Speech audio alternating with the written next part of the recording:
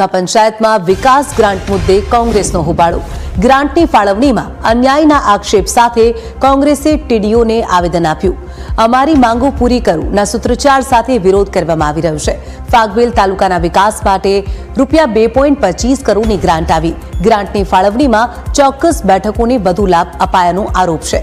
તાલુકા પંચાયતની 16 બેઠકોમાંથી કેટલીક બેઠકોને અન્યાય કર્યાનો આક્ષેપ છે। સરકારી યોજનાઓ હેઠળ મળવાપાત્ર ગ્રાન્ટમાં પણ અસમાનતાનો આક્ષેપ લગાડવામાં આવી રહ્યો છે। 17 ગામના સરપંચોએ 49 કામો માટે 69 લાખ રૂપિયાની પ્રાથમિક મંજૂરી માંગી હતી। 49 કામો નામંજૂર કરાયા હોવાનો કોંગ્રેસ દ્વારા આક્ષેપ લગાડવામાં આવી રહ્યો છે। તો એટીવીટી હેઠળ આવેલા ₹1.50 કરોડમાંથી મોટાભાગની રકમ 2 ગામમાં જ ફાળવાયાનો દાવો છે।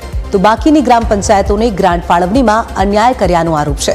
વિકાસના કામોમાં ગ્રામ પંચાયતો વચ્ચે ભેદભાવ ન રાખવાની કોંગ્રેસની માંગ છે।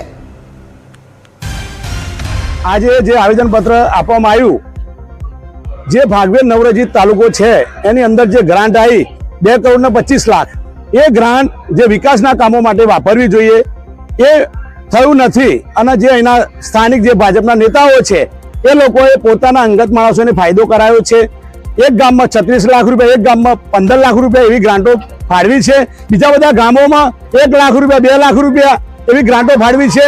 એ બાબતે અમે અહીંયા આવેદનપત્ર તાલુકા વિકાસ અધિકારીને આપ્યું છે। હજુ તો પ્રાંત સાહેબને આપવાનું છે, કલેક્ટર સાહેબને આપવાનું છે અને અમે ગાંધીજી માગે ઉપવાસ આંદોલન પણ કરીશું।